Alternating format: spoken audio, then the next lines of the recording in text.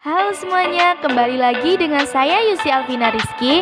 Pada video kali ini membahas tentang matahari dan bagian-bagiannya.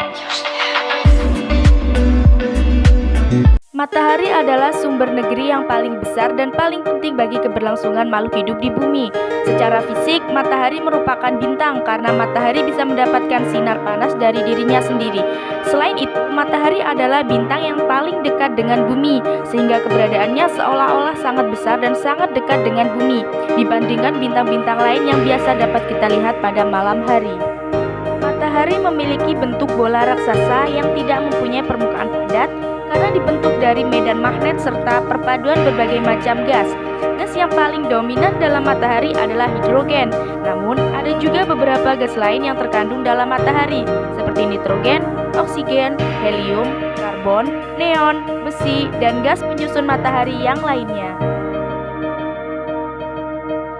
Dari bumi, matahari hanya terlihat seperti bola api yang berukuran besar. Padahal, matahari terdiri atas beberapa lapisan. Berikut ini bagian-bagian dari matahari.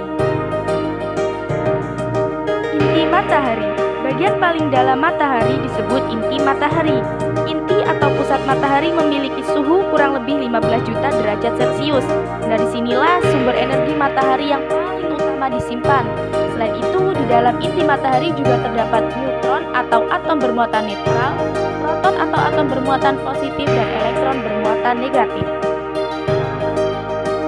Reaksi nuklir juga terjadi di inti matahari dan letaknya berada sekitar 502.000 km di bawah permukaan matahari.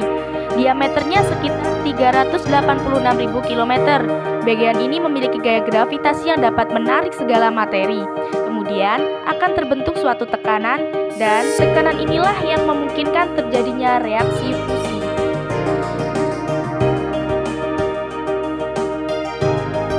Zona radiasi. Setelah inti matahari ada zona radiasi, yaitu zona yang menyelubungi matahari. Suhu yang dimiliki bisa mencapai 2 juta hingga 7 juta derajat Celcius. Fungsi dari zona radiasi adalah untuk mendistribusi energi. Sebelumnya, energi terbentuk dalam inti matahari.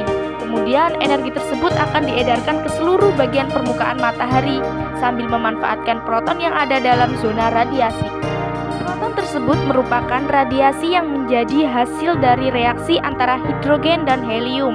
Zona ini juga mengisi kurang lebih 45% dari seluruh radius matahari. Zona konvektif.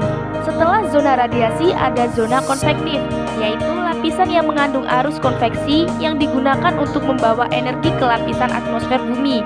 Zona ini berbeda dengan zona radiasi karena memiliki suhu lebih rendah dan dapat membawa proton lebih cepat.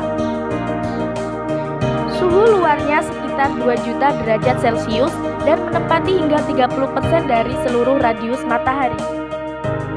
Fotosfer merupakan pemisah antara zona inti, zona radiasi, dan zona konveksi.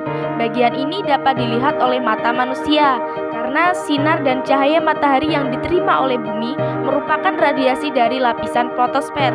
Lapisan ini adalah bagian matahari yang memancarkan sinar yang sangat kuat sampai sebagian dari cahaya itu sampai ke bumi.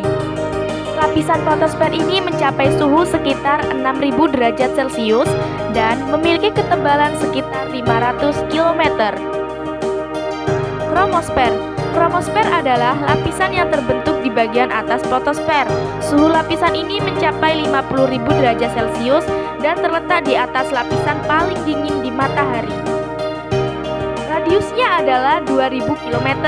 Sebagian besar dari lapisan ini terdiri dari spektrum cahaya dan jalur penyerapan.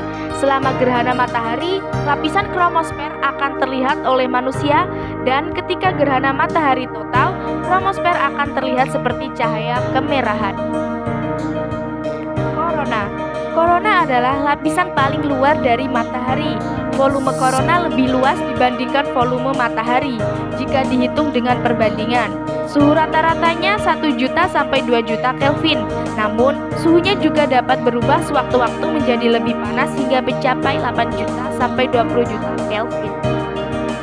Heliosfer. Bagian paling akhir adalah heliosfer. Bagian ini terletak di bagian luar atmosfer matahari dan merupakan bagian yang sangat tipis. Lapisan ini terdiri dari plasma angin matahari.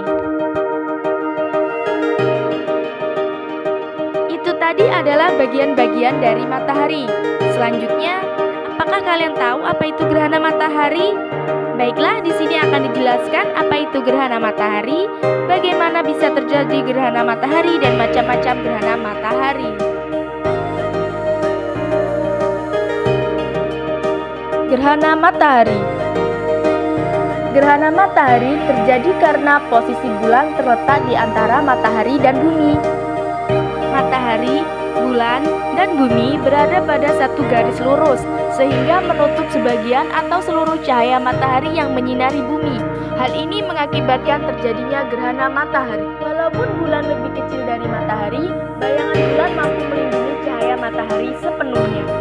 Gerhana matahari dapat dibagi menjadi 3 jenis, yaitu gerhana total, gerhana sebagian, dan gerhana cincin. Gerhana matahari total terjadi ketika bulan menutupi seluruh matahari sehingga cahaya matahari tidak bisa menyinari bumi. Selanjutnya, gerhana sebagian adalah bulan menutupi matahari, namun membentuk seperti bulan sabit karena menutupi hanya sebagian. Dan yang terakhir yaitu gerhana matahari cincin terjadi ketika bulan menutupi matahari, namun cahaya matahari masih terlihat dan berbentuk seperti cincin. Gerhana matahari tidak dapat berlangsung melebihi 7 menit 40 detik. Ketika gerhana matahari berlangsung, orang dilarang melihat ke arah matahari dengan mata telanjang karena hal ini dapat merusak mata secara permanen dan dapat mengakibatkan kebutaan. Itu tadi video pembelajaran tentang matahari dan bagian-bagiannya. Thank you for watching and see you goodbye.